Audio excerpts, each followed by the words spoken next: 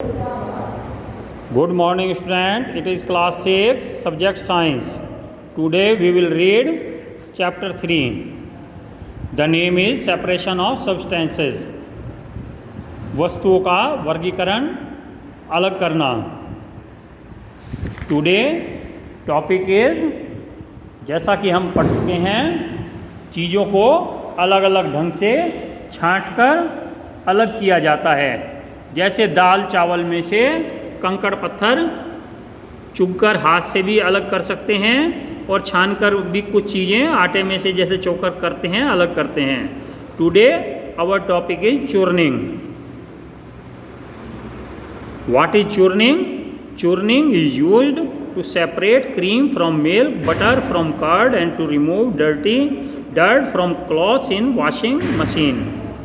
चूर्निंग या घुमाने की प्रक्रिया से हम दूध से क्रीम निकालते हैं, दही से मक्खन निकालते हैं और वॉशिंग मशीन में भी कपड़े गोल गोल घूमकर कपड़ों में से मैल निकल जाता है. When curd is churned, butter is separated as upper layer and the lower layer is buttermilk. जब दही को बिलोया जाता है, घुमाया जाता है, तब मक्खन ऊपर की परत पर आ जाता है और नीचे मट्ठा बचा रह जाता है, जिसे कि बटर मिल्क कहते हैं. Thus, by churning, lighter parts of the suspended solid can be separated from a liquid. This process is also called centrifugation.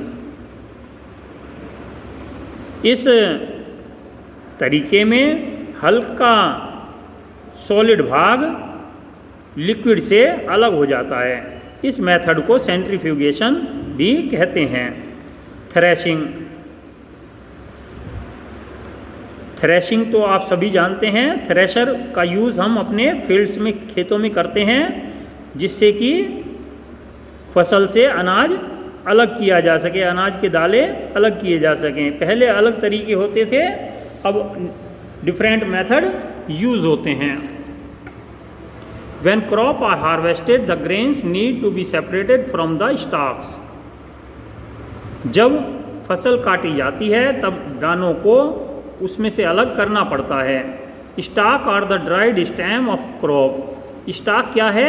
Stock हमारी फसल के सूखे हुए तने हैं. This is done by threshing. और दानों को उस तने में से अलग करने का जो तरीका है उसे थ्रेशिंग कहते हैं. Threshing is the process of beaten harvested crop to separate the grain. Threshing उस फसल को पीटकर उसमें से अनाज के दाने अलग निकालना है. It is either done manually by hand or with the help of machine. ये हाथ से भी किया जा सकता है और मशीनों की सहायता से भी करते हैं.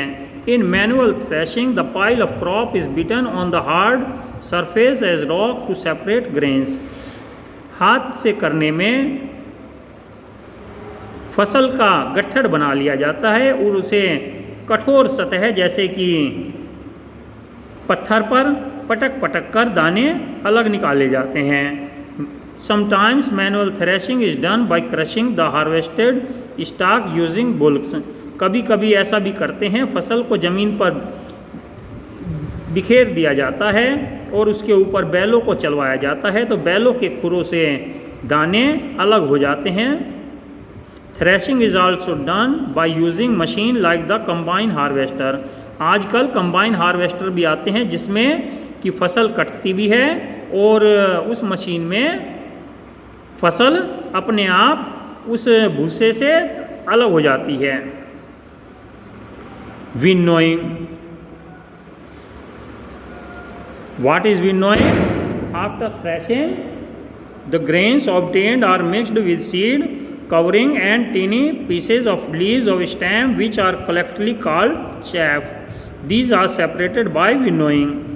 जब हम अनाज को तने से अलग कर देते हैं तो वे अनाज के दाने उस पत्तियों के टुकड़ों के बीच में रुके रह जाते हैं, जिसे कि शैफ या भूसा कहते हैं. इसे पिछोड़कर अलग करते हैं. In winnowing the mixture of chaff and grain is allowed to fall down from a height while the wind is blowing. जब हवा चलती है तो ऊंचाई से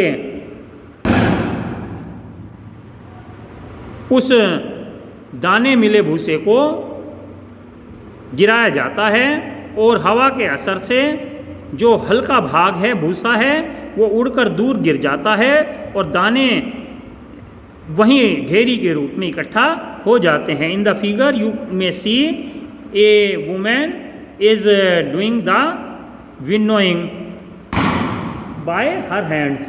अपने हाथों से ही कर रही है. Next is sedimentation and decantation. Sediment कहते हैं निथारना और उसे अलग करना. A mixture of solid and liquid can be separated by this method. एक ठोस और लिक्विड का मिक्सचर इस ढंग से अलग किया जा सकता है. The process of separating insoluble solids suspended in a liquid by allowing them to settle down is called sedimentation. इसमें दो भाग होते हैं. पहला सेडिमेंटेशन.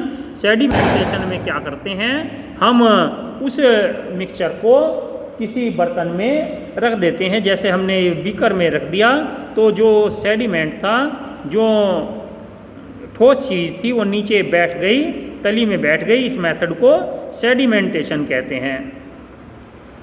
फिर क्या करेंगे, the solid part which settle down at the bottom are called sediment. इसे सेडिमेंट कहेंगे. जब मडी वाटर को, कीचड़ वाले पानी को कुछ समय तक ठहर जाता है तो कीचड़ नीचे बैठा रह जाता है, इसे सेडिमेंट कहेंगे. और जो लिक्विड ऊपर आता है उसे सुपर नेटेंट कहेंगे. फिर उसमें से दूसरे बर्तन में ऊपर का पानी निथार कर धीरे से अलग कर लिया जाता है ताकि नीचे का कीचड़ न जाने पाए. This is process is called decantation. इस तरीके को डिकेंटेशन कहते हैं. Okay, you may do this at your home. आप इसे अपने घर में भी करके देख सकते हैं. Okay student, read this chapter carefully. ध्यान से चैप्टर पढ़ते रहिए और अपना वर्क करते रहिए. थोड़ा थोड़ा लर्न भी करिए. अपनी पढ़ाई का भी ध्यान रखिए. Have a nice day. Thank you.